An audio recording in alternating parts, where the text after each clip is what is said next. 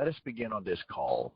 This particular subject, which was requested, the request of this call was to be aware that when we pray for a better crop, that we must have rain, and with the rain comes mud. In other words, if you pray for rain to grow your crops, there's going to be some mud coming with it. And I know this is a very, very, very simple illustration, but I must use it because it affects every one of us every single day. I always love to use biblical principles in this as much as possible. I will come back to the Israelites. Isn't it amazing how they have demonstrated so much that can be used in so many different areas of life? Let's begin with the time when they were in bondage and they were working hard and slaving away and all day, every day, working as slaves and getting no pay for it, but just having to go out and mix up this concrete and building buildings, and the list goes on of what they were having to do. They didn't like the burden that was on them, and they were praying to God to release them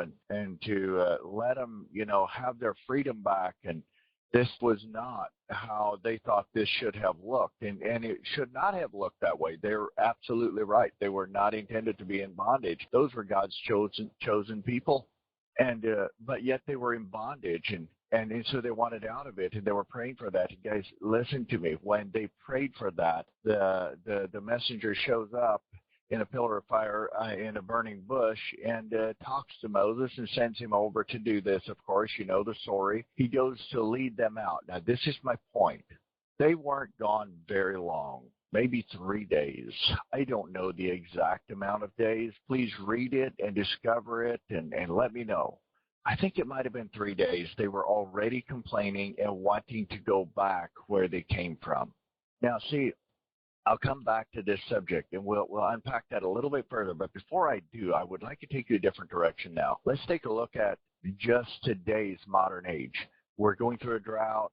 Your crops are starting to wither and die, and the corn leaves are curling up, and the beans are hanging their heads, and the wheat is looking skinny. It's just nothing there anymore. Everything looks like it's going to die. It's not going to make it. And if we don't get rain soon, it's going to be a complete crop failure. And of course, we see that many times in times of drought, and people go to praying and they go to talking about it. The non-believer goes to cursing, and the believer goes to praying and wondering when it's going to happen and asking God for rain. And then the rain shows up, and as it begins, the mud begins to happen. I know we've addressed this before, but we'll do it again because it's going to happen again. And the mud begins to happen. Things are not as they look to be. All of a sudden, the dry, solid ground becomes slick and soft, and you get stuck pretty easy with your vehicle. The tractor gets stuck, and mud hangs to your boots, and everything that you touch and get into tends to get dirty and filthy. And for the person that absolutely despises having dirt in their vehicle and or their house, this becomes very painful to them. This is no fun. They hate that mud, and they try to pull the tractor out. In the process of doing that, rip something off the front of it if they've hooked to the wrong place. And yes, I've heard those stories and talked to those people, and before it's over, there's damage been done because people didn't use common sense in what they were doing, and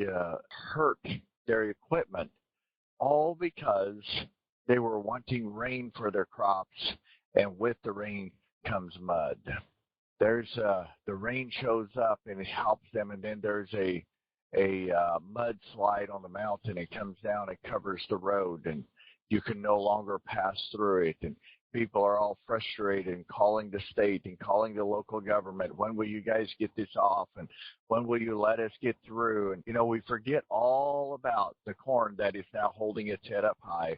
We forget all about the beans that are now looking hardy and healthy and dark green. And we forget all about the garden and the flowers and the things that are growing and being all that they can be. We forget about those things. We forget about the fruit tree, that the fruits are starting to really grow and become bigger and change in color. And because of this rain that we got, we forget about it. We only see the downside of what this rain did.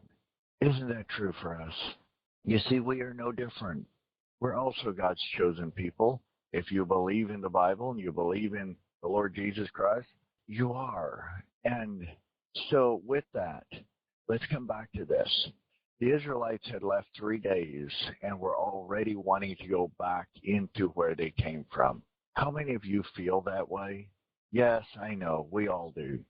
Nobody's excluded from that. We think we have things going on. We think we're on the right path. We think things are moving in the right direction. We're excited, and then we get the much-needed rain that we wanted. It might have come in the form of many speakers. And then with that comes mud. And then we almost consider going back to the old style that we had before. Why is that? Because we weren't prepared for the mud. We weren't prepared that, hey, there comes with it a challenge. There comes with it an opportunity for growth. There comes with it a time that we must develop ourselves. We just want the rain without the mud, but we don't separate the two. It's inseparable. It's going to happen. And it happens in our mental life as well. You see, the Israelites then were very joyful after that cloud came down between Pharaoh and them and protected them. And then the water separated and the wind blew all night and dried it out, and they walked dry-footed across. Yeah, right. They didn't even have to walk through the mud. Isn't that interesting? Across the water, and then you know the story when Pharaoh and his men tried to cross, the water came back together again, and not a single one of them went home to share the story. Now, as we view this and unpack that, we will then recognize that Miriam became the leader of worship. She grabs a tambourine, I believe, and forgive me if I don't remember exactly what it was that she took, but she began dancing and making joyful noises to the Lord because of the victory that they had, and all the women began to join in. And can you imagine, that must have been the most joyful experience that could have possibly been experienced, because they knew that their Lord had delivered them once again. But guys, make no mistake, it didn't go very long until they were back into complaining, murmuring, and wanting to go back where they came from.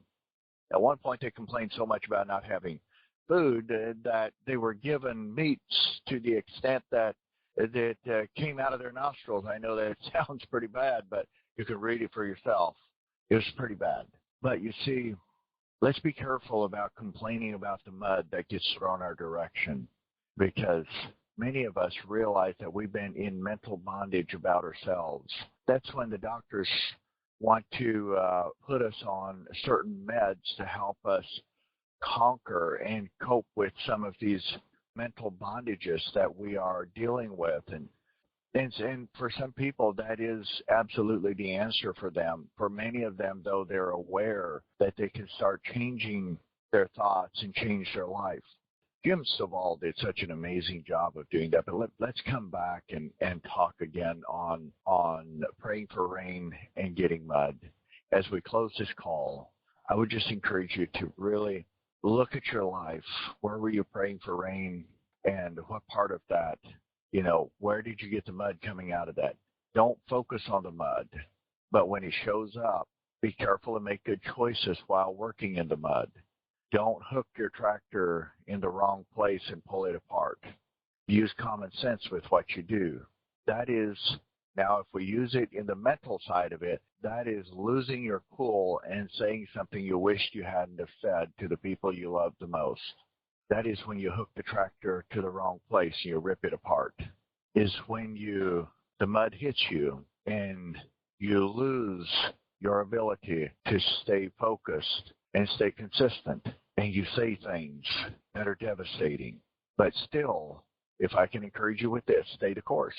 Keep moving forward with your job, your business, your new endeavor that you might have chosen to step into. That's going to be incredible. It will bring return on investment. That's amazing. Take advantage of it. But just know, with that blessing, you'll probably experience some mud. And when the mud comes, just remember these words. It will come. It absolutely will. And when it does, just stay the course, stay focused, step back. Sometimes it's fatigue that has set in, and it comes in a disguise as mud. Just take a step back, take a deep breath, pull yourself together, and take another step. Keep going. Move forward.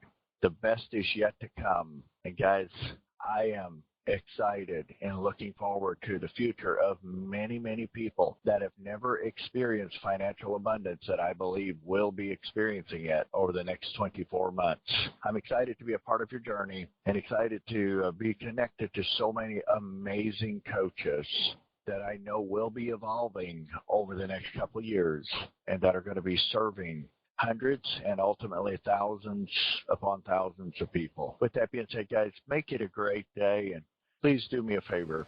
Don't settle for less than who you are. May God bless you.